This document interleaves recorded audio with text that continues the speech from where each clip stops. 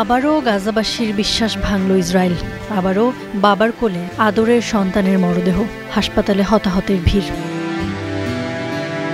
এই দৃশ্য কি যুদ্ধবিরতির? ভোর 4টায় আমরা যখন ঘুমিয়েছিলাম তখন হামলা চালিয়েছে। আমার সন্তানকে হারিয়েছি।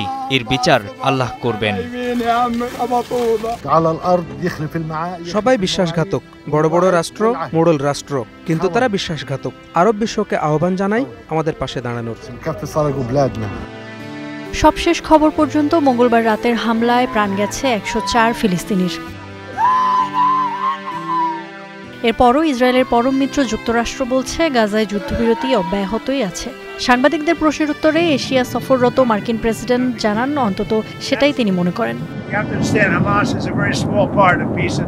যুদ্ধবিরতি অব্যাহত থাকবে। আমাদের বুঝতে হবে যে মধ্যপ্রাচ্যে শান্তির খুবই ছোট একটি অংশ হামাস, এবং তাদেরকে সব মেনে চলতেই হবে। তারা আমাদের তেমন কথাই দিয়েছে, যদি ভালো হয়ে না চলে তাহলে মরতে হবে, সেটা তারা খুব ভালো করে জানে।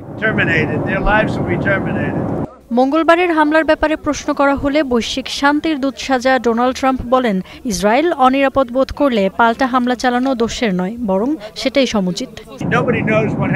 খবর পেয়েছি ওরা এক ইসরায়েলি সেনাকে হত্যা করেছে, আর তার জবাবেই হামলা চালিয়েছে আইডিএফ।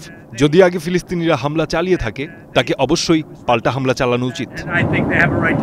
মঙ্গলবার ইসরায়েলি প্রতিরক্ষা মন্ত্রণালয় এক বিবৃতিতে দাবি করে, ফিলিস্তিনি সশস্ত্র গোষ্ঠীর হামলায় নিহত হয়েছে এক ইসরায়েলি সেনা। গাজার দক্ষিণাঞ্চলীয় শহর রাফায় দায়িত্বরত অবস্থায় ইয়োনা এফ্রাইম নামের 37 বছর বয়সী এই সেনা মারা যায়। তবে দাবির সপক্ষে কোনো শক্ত প্রমাণ দেয়নি ইসরায়েল। সশস্ত্র গোষ্ঠীটি কি হামাস কিনা সেটিও স্পষ্ট করেনি আইডিএফ। তবে হামাস বলছে রাফায় কোনো ইসরায়েলি সেনা হত্যার সাথে তারা জড়িত নয়, বরং যুদ্ধবিরতি চুক্তির প্রতি এখনও তারা শ্রদ্ধাশীল। এই ঘটনার পর আবারও সমালোচনার মুখে যুক্তরাষ্ট্রের দ্বিচারিতা। অনেকেই বলছেন, এক ইসরায়েলি সেনার মৃত্যুতে শতাধিক ফিলিস্তিনি হত্যায় ন্যায্যতা দিলেন মার্কিন প্রেসিডেন্ট। গেল 10 অক্টোবর যুদ্ধবিরতি শুরুর পর এ পর্যন্ত ইসরায়েলি হামলায় যখন 211 ফিলিস্তিনি প্রাণ হারিয়েছে, তখন নীরবই ছিলেন ট্রাম্প। প্রশ্ন উঠছে, তাহলে কি কেবল কাগজে কলমেই কার্যকর যুদ্ধবিরতি? Ifat Khandakar, star news.